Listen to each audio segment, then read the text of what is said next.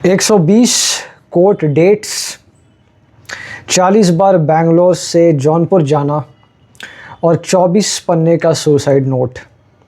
दोस्तों, ये कहानी अतुल सुभाष की है, जो एक काफ़ी अच्छे खासे बेंगलोर में सॉफ्टवेयर इंजीनियर थे और जो फेक केसेस इस देश में चलते हैं डाउरी के, हरासमेंट के, जिस पर कोई रोक टोक नहीं है, एक लंबे समय से हम देख रहे हैं, उसका ये शिकार बनते हैं और सुसाइड कर लेते हैं। इन्होंने कल रंबल पे एक 1.5 घंटे का वीडियो डाला है और डोनाल्ड ट्रंप और इलॉन मस्क को टैग किया है इस विषय में कि आप देखें कि भारत में क्या हो रहा है। दोस्तों, ये एक ऐसा विषय है जो अधिकांश लोग शायद अभी भी इस देश में ना समझते हो, क्योंकि वो अभी भी विक्टिमाइजेशन को ही एम्पावरमेंट समझते हैं और उन्हें लगता है कि केवल महिलाएं ही उत्पीड़न का शिकार हो सकती हैं।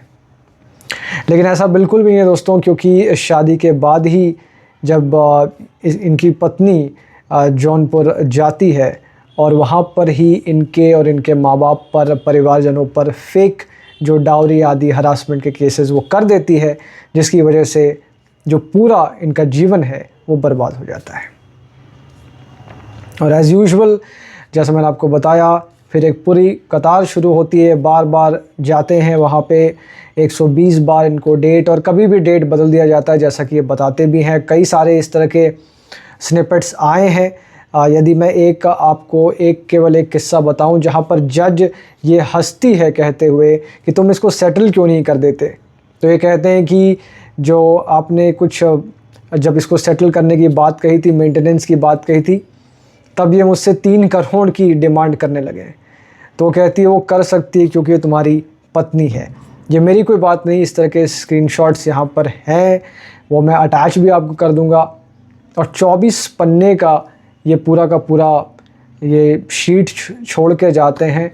और कल्पना करिए, ट्रंप और इलॉन मस्क से को ये टैग कर रहे हैं, क्योंकि ये समझ रहे हैं कि भारत में इस तरह की जो चीज़ें एज सच तो यहाँ पे लोगों के पास कोई राइट्स नहीं होते। इन जनरल हम सभी जानते हैं काफ़ी हद तक अभी भी हम लोग वाकई में एक बनाना रिपब्लिक, एक डेवलपिंग कंट्री हैं, क्योंकि लोगों के पास एज सच कोई राइट्स नहीं होते।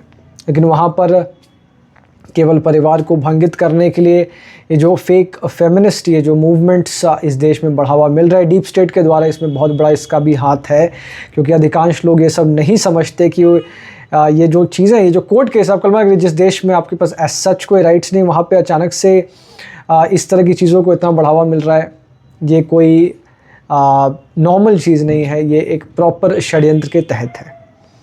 और वो इसका सबसे बड़ा जो खामियाजा हमने अभी देखा कि उन्होंने आत्महत्या कर ली है, कोई मजाकिया बात नहीं है। इसका उन्होंने पूरा जो हिसाब आप देख सकते हैं अपने जीवन से चुका दिया है। तो दोस्तों, वो ट्रंप को भी इसलिए टैग कर रहे हैं बिकॉज उनको इस देश के पॉलिटिशियन पे, यहाँ का जो पूरा एपरेटस है उस पर कोई भरोसा नहीं। इनफैक्ट वो चाह रहे थे कि केस को जौनपुर से मतलब कर्नाटक में शिफ्ट कर दिया जाए, क्योंकि उनको लगता है वहाँ थोड़ा सा बेटर रहेगा, जो वहाँ का एपरेटस है मतलब। तो ये सिचुएशन है।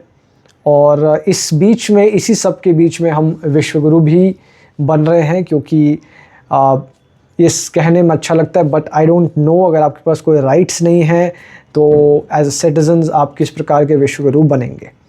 और इतना ज़बरदस्त एक्सप्लॉयटेशन इतने लंबे समय से, और केवल इतना भयानक जेंडर डिस्क्रिमिनेशन कि सिर्फ क्योंकि वो एक आदमी है तो आप इस तरह से इस केस को खींचते जा रहे हो और कुछ भी कहने पे पूरे परिवार वालों को उठा लेना, कोई भी प्रकार की सुनवाई नहीं।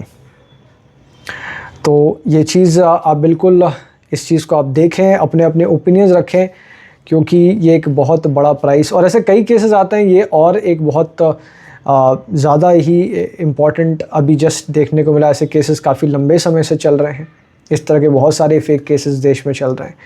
तो इस पर कोई ज़्यादा एक बड़े लेवल पे अभी भी डिस्कशन नहीं हुआ है, जिस वजह से अब्यूज़ इन लॉज का किया जा रहा है।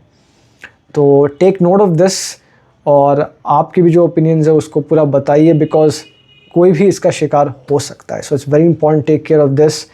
और वाकई में यहाँ पे इस तरह की चीज़ों को अब और हम बढ़ावा नहीं दे सकते। Thanks for watching.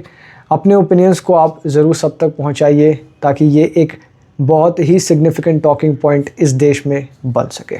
धन्यवाद।